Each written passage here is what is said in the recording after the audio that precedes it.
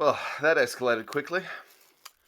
Hello, my fellow Australians, and welcome back to What Lies in the Sunday Telegraph, a weekly review of what has been published in Australia's #1 selling newspaper.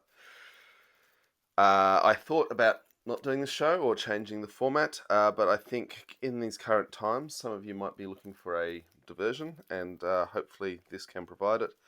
And sticking to those routines we can stick to has a lot of merit. So I'm just fiddling with my microphone. There we go. We'll see how that goes. On that note, I have a paper Sunday Telegraph still. They are gearing me up to cease paper publication because they don't want to lose the money of the subscription. They're going to move us all to a digital platform. So I've had an email about that. My digital Sunday Telegraph arrived this morning. For now, while the paper edition is still here, we'll still use that. Although in some ways it'd actually be easier to do the show on the iPad. So we'll think about that. I guess decisions are going to be made for us on that, aren't they? So what's the cover? Right, we have Fury as warnings ignored. Iconic beaches closed to stop spread. Hibernation, your guide to surviving isolation. Be kind, the random acts keeping our country together. Join the movement. I get why people are doing this. Oh, look, here's someone doing something nice. Let's talk about that instead of the guy knocking over a pregnant woman in Costco. Which I have personal anecdotal evidence, let alone the rest of the country. It seems like it's every Costco and every pregnant woman. Anyway, if it brings people some comfort, that's good, I guess. Fine, do it. Now, then we get the government's package: virus rescue, tax breaks, loan packages for business, $100,000 gift to save jobs. This is bullshit. I haven't got to the story yet. What I'm hearing this morning is that it's a $66 billion package, which is about half in terms of per capita or per GDP what the US is talking about. In fact, now the currency has shifted the way it has. The US package is even bigger per person. And that's from the Trump administration. We're half a Trump. Think about that.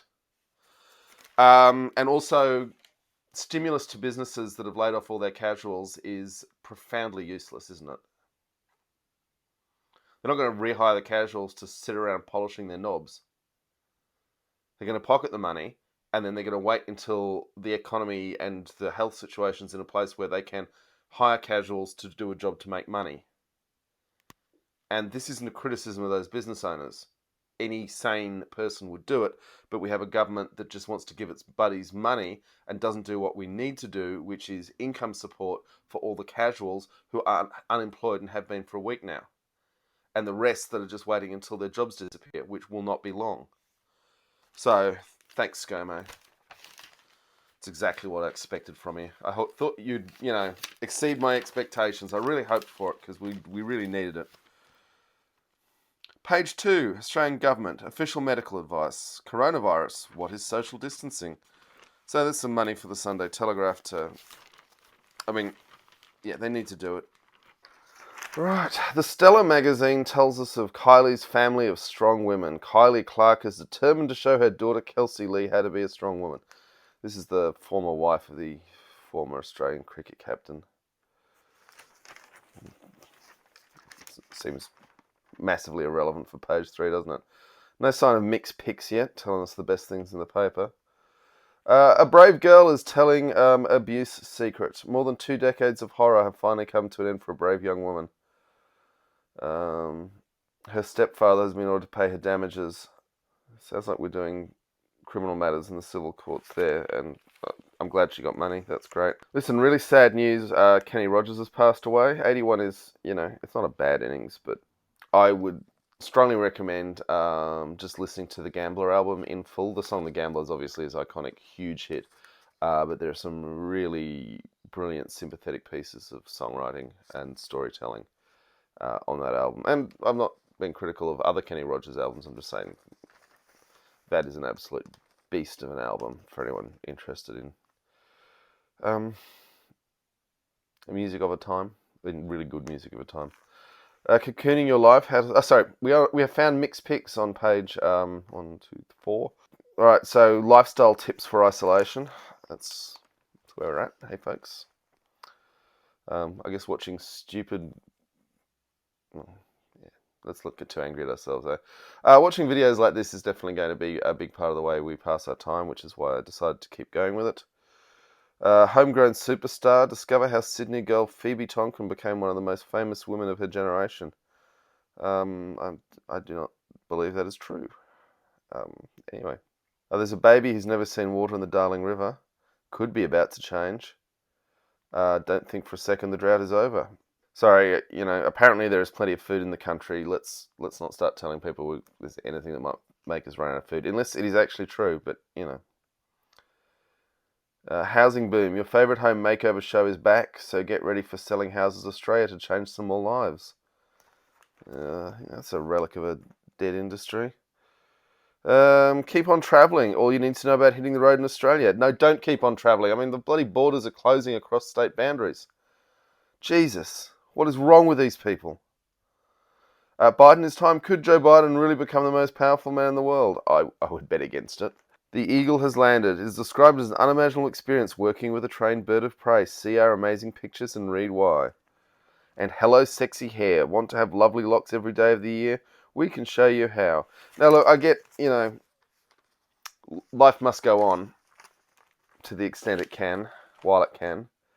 But, yeah. What else have we got? Page 5. Maths hubby in hiding after bikie threat.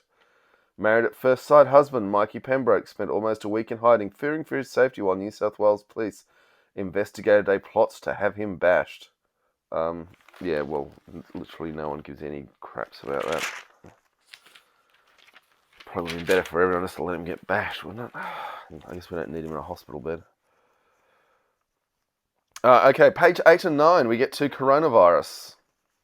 At a glance, 10 things you need to know. Keep your distance. The toll, cases around the world, lots of big scary numbers. The tiny mention on item 4 of the 10 things you need to know about the cruise ships that Peter Dutton allowed to unberth at Sydney Harbour with no appropriate isolation or tracking of the passengers. Yeah, they're really leaving that bit out there, the Dutton angle. So let's go through it. Rescue plan. So this is the government. Small business will get handouts of up to 100,000 each to protect jobs. I've already ranted about that. I think assistance for businesses to, we need big structural reform, payment and debt pausing. And, I've been a small business person. I love many small business people, but just handing out $100,000 in the hope that they might keep paying a casual to do nothing is wasting valuable money.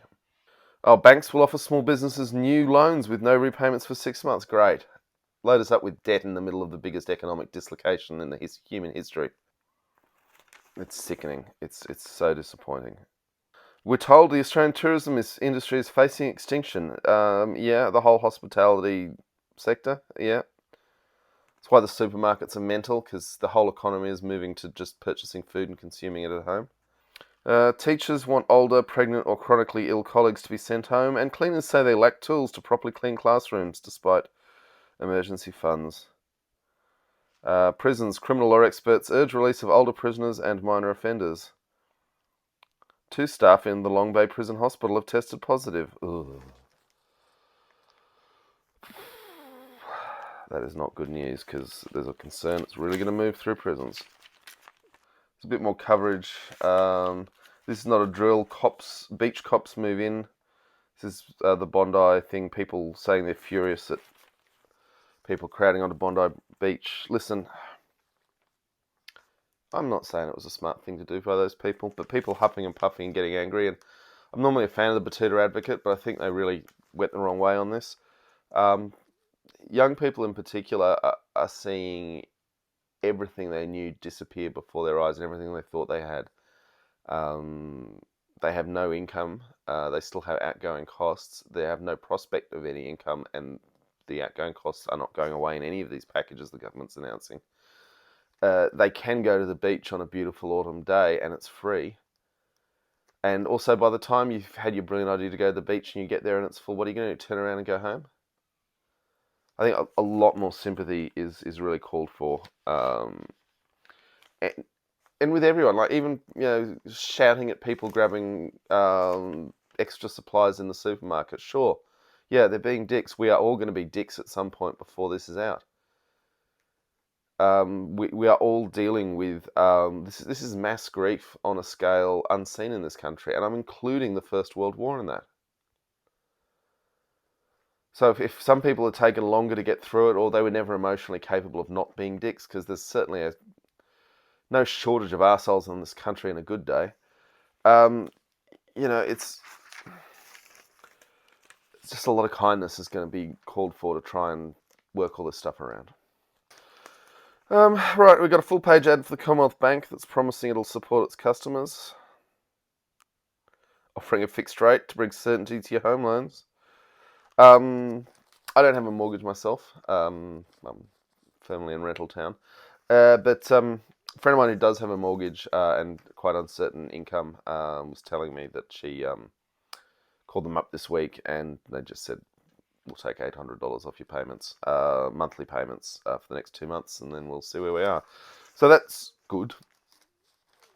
Obviously, the banks don't want to be foreclosing on a huge bunch of properties and trying to fire sale into the current market. That would be the way to complete economic obliteration of this country. So, yes, some sanity in some places. Right, news crucial to the telly. News agents want to stay open. News agents want to remain open because they provide an essential service, they say. The Australian Lottery and Newsagents Association has written to the federal government seeking an exemption from any total shutdown of shops. I don't see the argument in favour of this at all, but I'm sure the Liberals will pander to their buddies at the expense of public health. Okay, and then there's a story about homeschooling kids. I understand there's an issue that they're going to lose their family tax benefit if they exclude their kids at this point. Okay, more on the emergency stimulus, cash to flow in small biz job blitz. It's insane. Human kindness is going viral. Yeah, some of it. So lots of little stories of people doing nice things for their neighbours, which, if we set an example, I guess it's good. If it means we get a few more nice things happening because people have read these stories, that's the link I'm not sure actually exists. I don't need a coffee.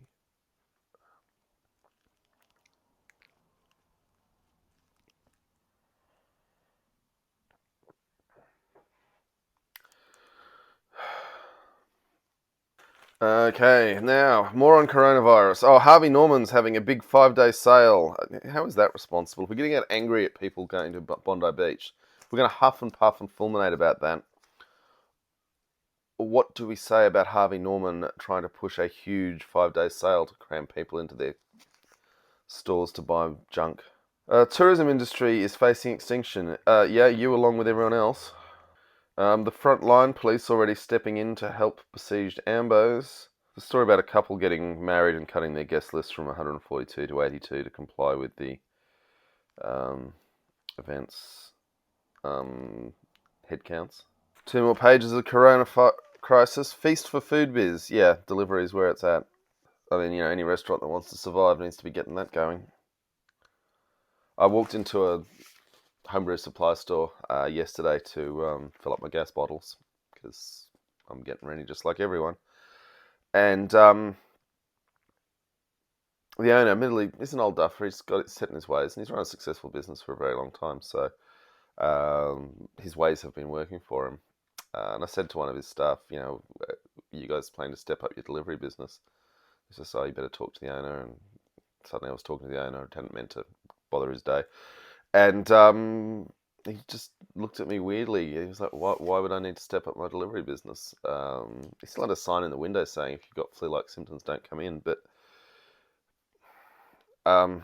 so this is part of the stages of grief and people not being willing to see clearly. And this is definitely where the Liberal government is at, is that they are incapable.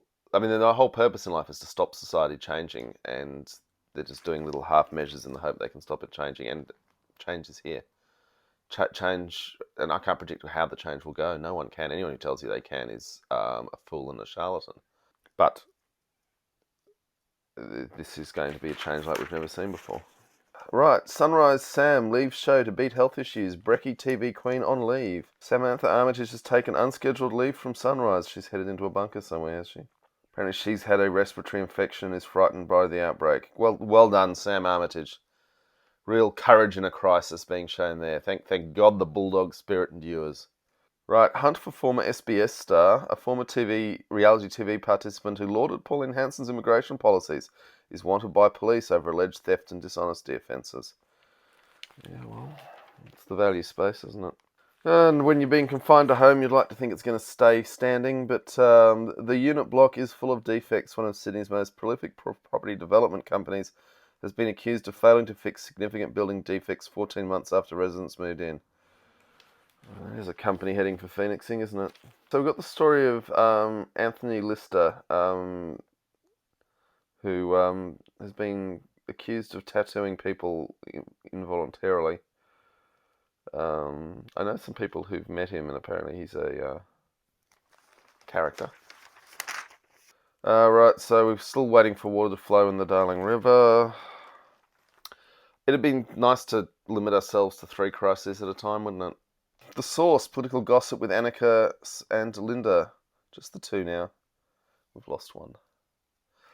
Emma Husar, the former Labor MP, was taking bikini selfies this week, and unusually for federal politicians, doesn't look repulsive in a bikini, so good for her.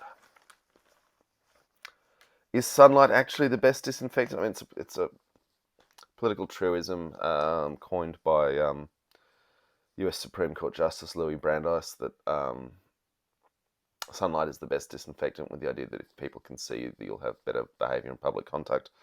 For a politician to say it, it has a particular meaning. She's not saying that she's killing coronavirus by getting sunlight. It's probably just helping her own mental health. Then they got the old joke about people who don't see too many other people saying, "Oh, I've been practicing social isolation for years." Ha. It's not a bad joke. I laughed the first 10 times I heard it. Many MPs are choosing to drive to Canberra instead of fly because Parliament returns tomorrow. Lou O'Brien's doing 1,300-kilometre trek from Gympie. The older MPs have been told to stay home. I guess that's sensible. This is interesting. Any MP who's been tested for the coronavirus, even if they returned a negative result, will also stay at home. Law and Order gossip with Ava Bernie Morrison and Brendan Hills. NRL star Josh Reynolds will soon have an assault charge against him officially dropped. Good news. I don't care. Apparently a BlackBerry phone has been cracked, showing a unnamed lawyer was instructing his client how to dispose of evidence. I mean, there's not going to be a lot of court news to report for a while. The courts, particularly with their very important, rather elderly bosses, aren't too keen on mixing with the public.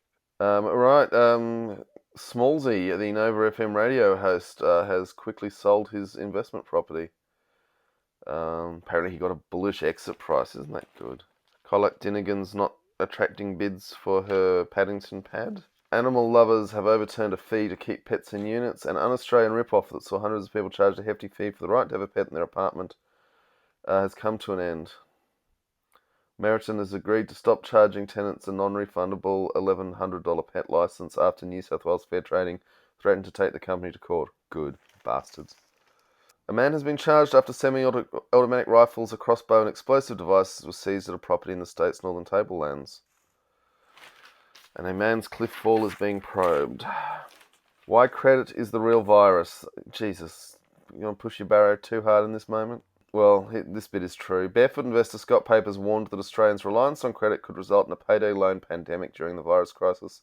He's warning that loan predators would target a house. This is why we just need... I mean, the UK's done it. 80% of salary, up to £2,500 a month from the government if you lose your job. Just done. And they're getting criticised there for not doing enough, but it's still 1,000 times more than this pathetic government's doing. This pathetic newspaper is incapable of applying any analysis to it whatsoever. South Coast man has been charged with terrorism offences a week after his brother was arrested over an alleged right-wing plot. Ben Lucas was arrested outside a police station last Sunday. So Tripadil has taken out a page to Let's do a motherhood statement. Now, this is interesting. A couple of pages back, we had... oh yeah, there are different people.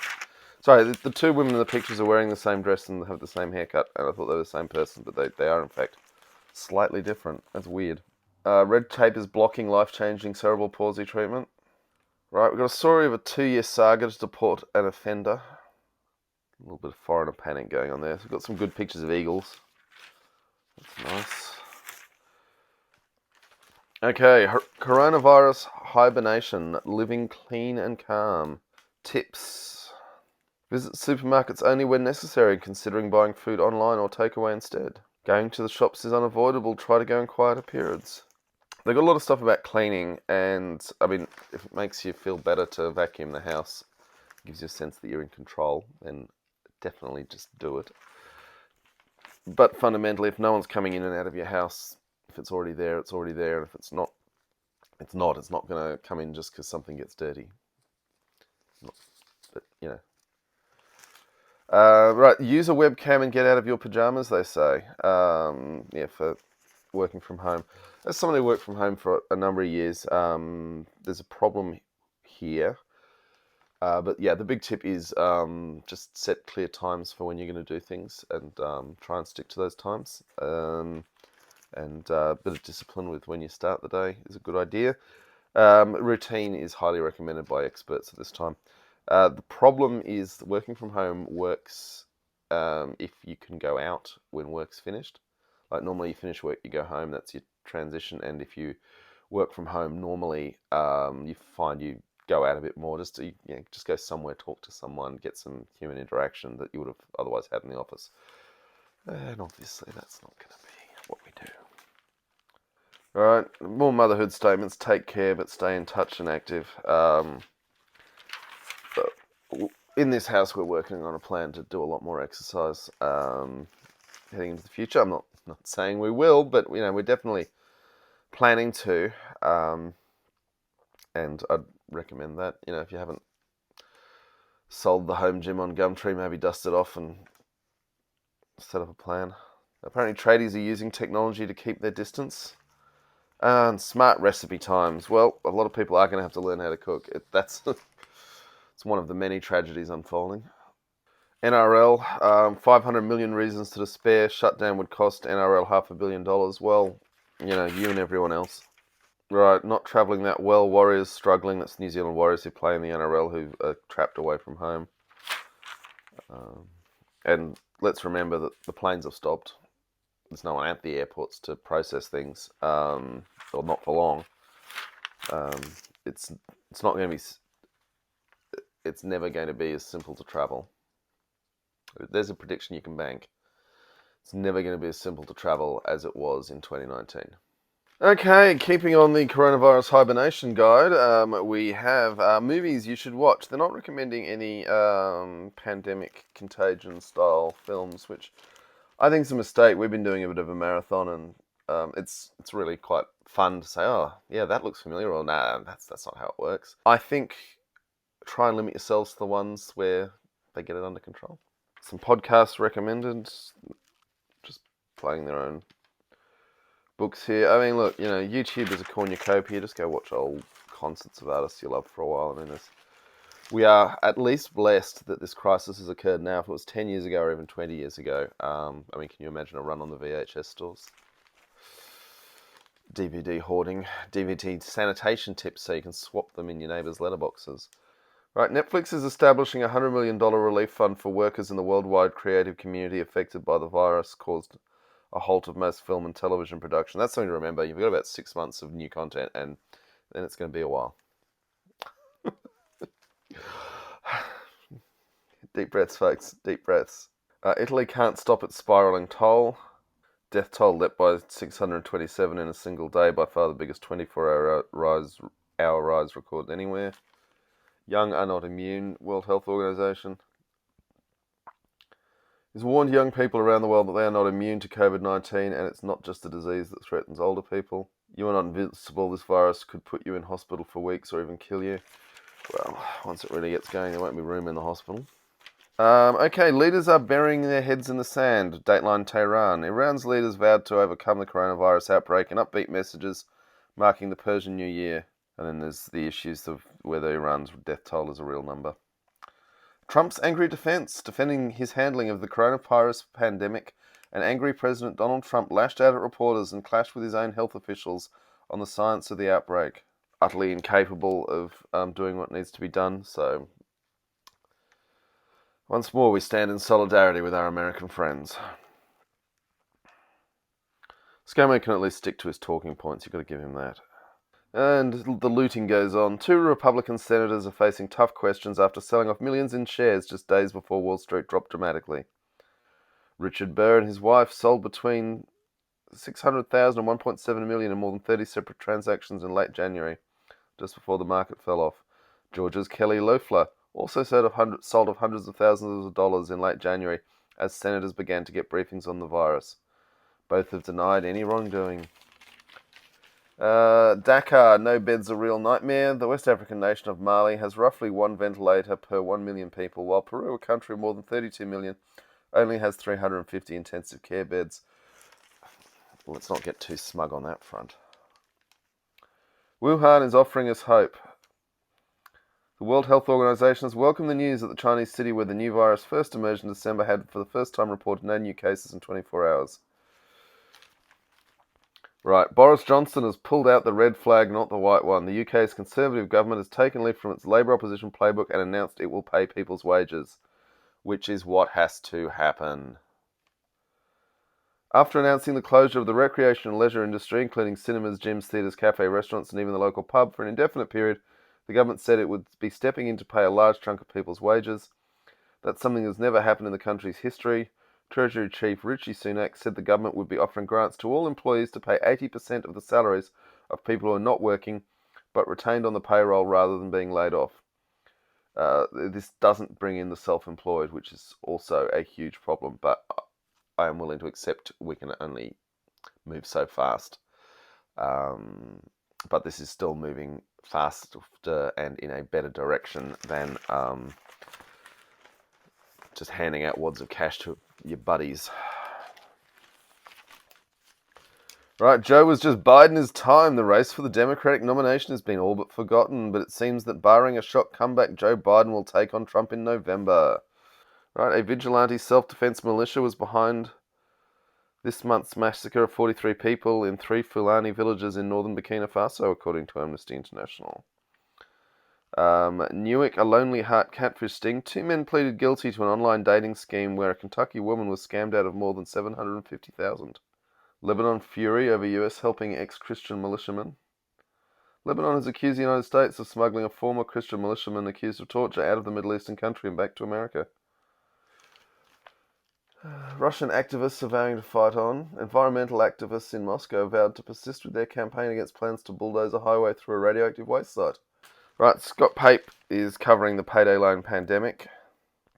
Scott is at least actually talking about what's happening to the casual economy, which is 1/3 of the workforce. I'm going to take a deep breath because it's Peter Cradle and I don't know if I can do this. A real test of our character, as our cities turned into ghost towns this week, with much social mixing and all foreign travel banned, and regular news updates on the economic contagion that's hit financial markets, businesses and jobs. It's hard to see where all of this will end. Well, correct. At this time of worry and confusion, there are still a couple of things Australians should be grateful for. I always love it when Peter tells me what I should be thankful for.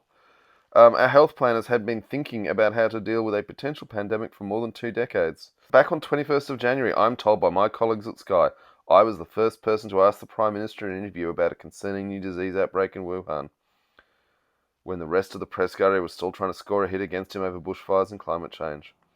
But this is because, unlike most of them, I had read years of official briefing material about pandemic risk when I was working in government. So we're going to big note ourselves for a fifth of this story. Oh, and then Cole's going to save us. Well, she says at the end, it goes to the heart of what sort of country we want to be. Yeah. But Peter and I probably disagree on that, what sort of country we want that to be. Spare a thought for the PM at this time. Whether you voted for him or not, on a human level, spare a thought for Scott Morrison, having seen the demands on a Prime Minister at close quarters This will be having a huge personal toll on him. Right, we're doing a thumbs up, and I endorse this, to Catherine Hamlin, the legendary Australian doctor who died at 96 after 6 decades treating women in Ethiopia. Yeah. And thumbs down to anyone who has put more in their trolley than what they need. Stop it. You are shaming us and hitting hard our most vulnerable. Yeah, I agree with that too. So, Peter Gleeson, over the reverse page, says, desperate times call for desperate measures, under the headline, Develop or Be Damned. Big government infrastructure projects must be fast-tracked to keep the nation moving. Yeah, we've been trying to do infrastructure builds for a while now without much happening though, haven't we? I imagine environmental protections are going to get slashed, and this is probably just a pitch to build the Adani mine, isn't it? Won't anyone think of the guinea pigs, says Lucy Khan. Piers Ackerman says, let's make the hard decisions now before they are forcibly made for us. For once, I agree with Piers last week about the submarines, and I'm agreeing with him somewhat again this week, which worries me. And he is at least having a go about the Ruby Princess cruise ship. So, well done, Piers. This might be the best column you've ever written. Mark Wilson describes mutiny by morning tea time, trying to teach his kids at home. Dad, you are stupid, you're dumb boring. It's 9:50 a.m. and COVID-19 has made me a very reluctant homeschool teacher to my 6 and 9-year-old girls. Annika Smethurst's first law of isolation. 96 hours of isolation has been too much for her. Sunday Telegraph editorial says, let's all be fair dinkum and kind. This isn't too bad. We're not about selfishness, and the number of people who are behaving in selfish or silly ways is very small in the context of a population of 25 million. Okay, I endorse this editorial. The health hacker says superfoods will rescue us. I think someone needs to lock him up. I'm not going to go offering advice in this climate, but one thing I would note is that unless there's community transmission in the community you live in, that is people catching the virus from one another, you probably want to save a lot of your energy for more active isolation for the future. And people who are screaming at their government saying, close the borders, even between towns, possibly, and I totally get why, going a little early, but it's really hard to know when the right time is, and I get that too. But once you hear that there's community transfer of the disease, that's the wrong word, but you know what I mean, that's when you want to really start getting your social isolation happening. All right, apparently 5 seconds of summer doing something great. Angela Mollard says it's up to us to decide who we become in the face of fear. Easier to make those choices when you've got a freezer full of food and the rent sorted. Duncan Lay is making a very old joke about John Travolta in Battlefield Earth, which I guess with no more Game of Thrones is all Duncan Lay can do. Sunday Confidential is utterly divorced from reality in a way that I'm just going to skip over. Annette Sharp says, phone a neighbour and perhaps you'll save a life, which is true. If you haven't already, it might be a good idea to set up a Facebook page for your local street, like a couple of 100 metres, just so you've got a place to coordinate if you need to. And that's the Sunday Telegraph. There's some awful stuff in there, mostly from the Morrison government, as sadly we might have expected, and some not too bad stuff. And they didn't go hysterical on the young people behaving badly angle, which I applaud their restraint there. I think we all need to not calm down, understand.